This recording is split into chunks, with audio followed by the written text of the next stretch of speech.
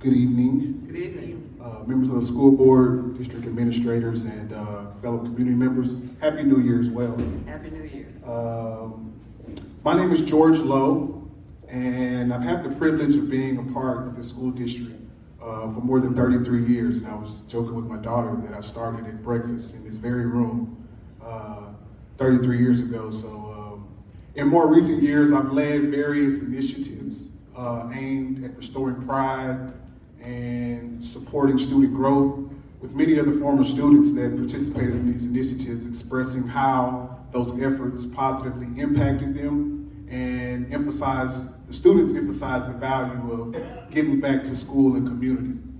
And I'm here tonight not to make accusations or point fingers, as many of the issues that I'm about to speak about have existed before many of the current staff was in place. However, I do come before the board with acknowledgement and accountability in mind so that we can work together to find solutions to the areas of opportunity within our district. The athletic complex Fieldhouse is a vital facility for our students. From the football team, girls and boys track team, girls and boys soccer, girls and boys powerlifting, I may be leaving out a team, but serving hundreds of young people who rely on it daily for sports, training, and extracurricular activities. However, its current state is deeply concerning. While the district has addressed some mold issues, the facility still falls short of the standards we should demand for our students' health and safety, as certain rooms are structurally prone to have ongoing mold and bacteria issues. While I did not come before you tonight with a long list of specific items, I want to emphasize there are many areas in this building that urgently need attention. If anyone has specific questions for me, I'm more than willing to field them and provide further detail about the areas of opportunity and concerns that I've seen firsthand. I do acknowledge the efforts that the district has already made, such as painting the exterior of the building, some internal structural changes as well. But the quality of work reflects the standard far below what we expect for a district that prides itself on excellence.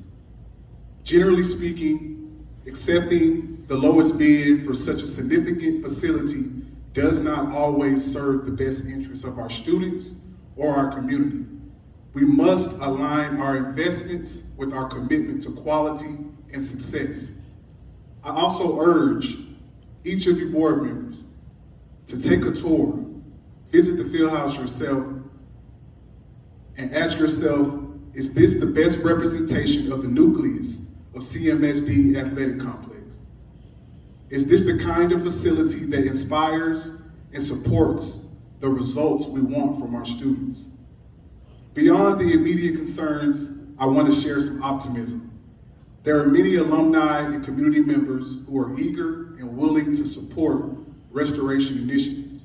However, before we can move forward together, we must first acknowledge the need for supplemental support and openly address the areas that require attention. This will allow us to create a plan that involves not just the district, but the entire community in revitalizing this essential facility. I stand here not just to raise concerns, but also to offer solutions. I myself am willing to lead efforts to organize volunteers and rally community support. Together we can ensure the Fieldhouse becomes a safe, functional, and inspiring place that reflects the excellence that we expect from our students and our district. I ask the board to prioritize this issue and act with accountability, quality, and collaboration in mind. Thank you for your time and consideration, and I look forward to working with all of you to create a brighter future for the students in this community. Thank you. Thank you, Mr. Lowe. Mr. Smith, yes. Yes, sir. Athletic Fieldhouse. Yes, sir. Bacteria, mold. What area in the Fieldhouse? Athletic Fieldhouse. Well, there's an area specifically. So they've replaced there were some mold issues in the shower area in the rear by the locker room in the back there. But also in that same space, we've made some additions. I don't know how many years ago it was, but there's a junior varsity locker room, and there's an equipment room that's there. Now this equipment room houses shoulder pads, all the equipment that's associated with the football team. And what really sparked this for me was, me and a group of some former players went back and helped clean up in preparation for some upgrades that the district's about to do. But one thing that stood out, and my daughter, she's a student at the middle school, she just recently just did a project. She got first place in microbiology science project at CMS. But as I was working with her about that, it's about bacteria, and heat is where it grows. So in this room where the helmets and all of the equipment is, there's no ventilation in this room. When we made the addition to this room, by design, engineering, we didn't think to ventilate this room. So it gets pretty hot in Mississippi, as we know. So there's certain times of the year that it's hard to even stay in that room.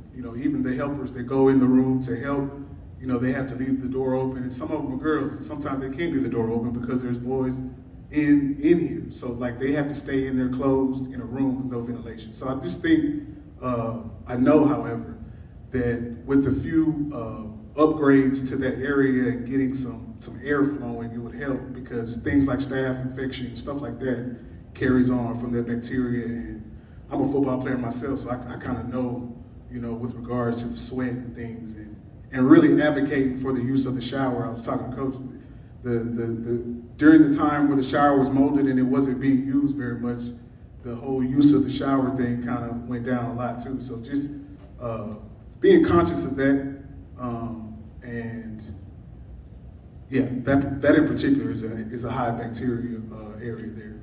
But as far as in the shower, the board have taken a tour, and as far as the mold and bacteria that have been addressed, and then in the bond issue, I don't know whether you're aware of it, Rod Morrow, the athletic facility is a part of the bond issue. Right. Where they address some issues. Now, for the ventilation, you're referring to, that's something that can be looked into. Well, then there's also, too, I understand about the bond issue, and everybody turns to the financials, but we're talking about a sense of pride in the facility in its current state. So we have to take some responsibility to how we have handled that facility before the bond money arrives. Even the painting, there's the painting that was done, there's painting on the air conditioning. The wire hose was not disconnected before the painting took place. The water hose has paint on it. There's paint on the building that's not supposed to be there. And these are things that are contracted, and we have agreed, and obviously it was said, good job, move on, because it's in the state that it's in now. And we have to hold ourselves accountable to that level of excellence that we market to our students. We can't expect them to have excellence when we're not ourselves putting their foot forward. And I have rolled my sleeve up, and will continue to my dying day, roll my sleeves up and contribute. But I wanted to come before the board and urge, and if you guys have taken a tour, do you think that is an excellent facility, Board Member Smith? I didn't say it was excellent. I played ball too. Right. Just like you have. Yes, sir. But the facility is in a better condition today than it was a year ago. It's always improvements that's needed in any athletic facility. I think we both would agree to that. Right. Is that not correct? No, that's correct, but what did we speak to prior to a year ago? What led us to that state, of the desolate state of the field house? So what you're saying is that is a problem as far as the paint that was done to the facility? No, I was giving an example. You asked for some examples, and I was giving some examples. So what are you asking the board as far as you and a committee from a volunteer standpoint? Is that what you're saying? No, sir. Okay. I'm asking for the board. Have all the board members visited the field house? Yes. Yes, they have. How recent? Well, a couple of months before the season started, right? Yeah, we've had a couple of tours this year, within the school year. So is there not an issue with us not having a level of excellence in the nucleus of our athletic facility? So when the last time you visited the field house? As recently as last week. Area that you're talking about now, they didn't tour that area where the equipment is stored. Yes, sir. I'm familiar with that because I coached there. It don't have, they added that part onto the building because of Title IX, they had to move some back part of the building for females because it didn't have it. Then they did the softball facilities to facilitate, to make up for that. But that part you're talking about, they just simply added an extension and it don't have any ventilation in it. It has, I think it really don't have air conditioning in it. No, not at all. Keep the half door open or the door open when you're passing out equipment. And one of the problems is when they wash the clothes, they don't dry as, sometimes they're not dry as they should. You got moisture plus the moisture build up in the temperature in the building. It's getting real hot back there. I mean, it could be a problem with the ventilation. If you're referring to in the football locker room? No, it's in the, if you go into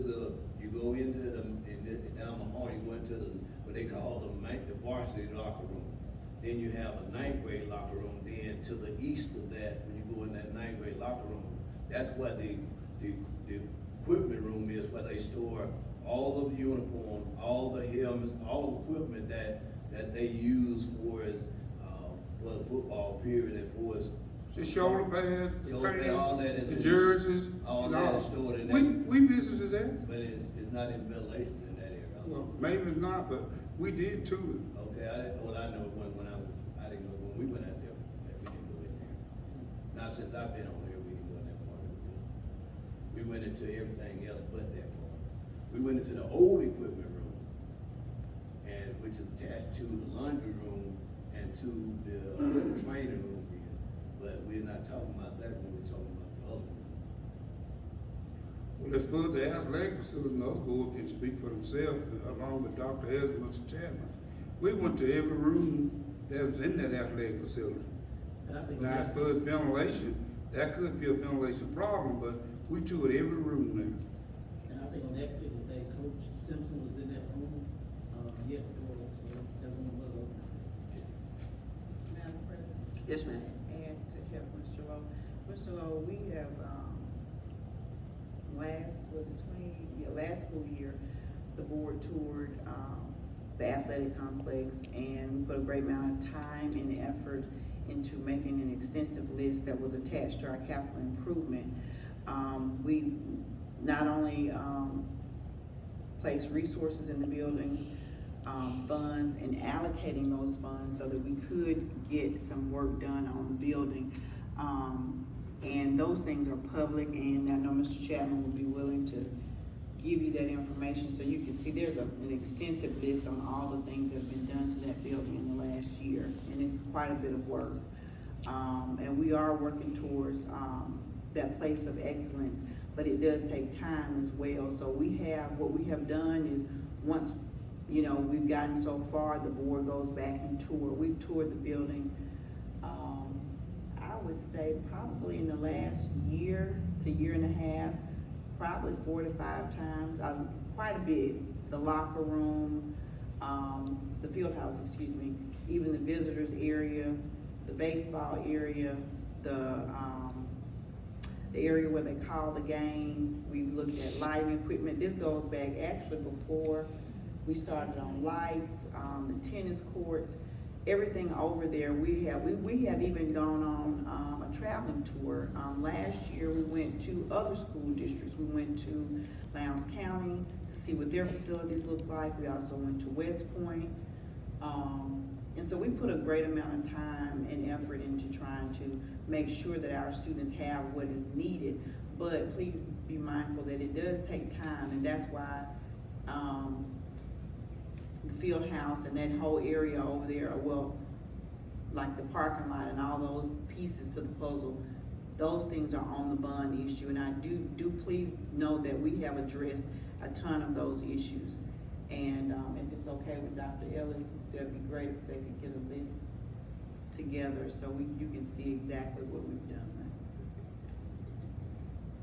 Yes, as well. And also, too, this is not to say with the work that you guys haven't done, but the reference to the 33 years, I have seen this facility this entire time. And it's not to say, oh, well, what we did last year or the money's coming. We have a problem. There's an area of opportunity. The greatest thing about problems is that we can provide the solutions. That's it. And it's not finger pointing saying the board or the administrators. It's all of us collectively identifying and acknowledging in the open that there is an issue and coming up with a solution. That's it. And you know, if you guys have toured it, if that's what you guys' standard is, then that's what your standard is. But there's a process to you guys sitting in that seat as well. So if that's your standard, then there's a process to getting someone in those seats that has a level of excellence about what we do for our facilities and our kids, and not just talking about it, not just giving the service and the words of excellence. So that's where I'm coming from. That's where I've always stood, and I will always stand.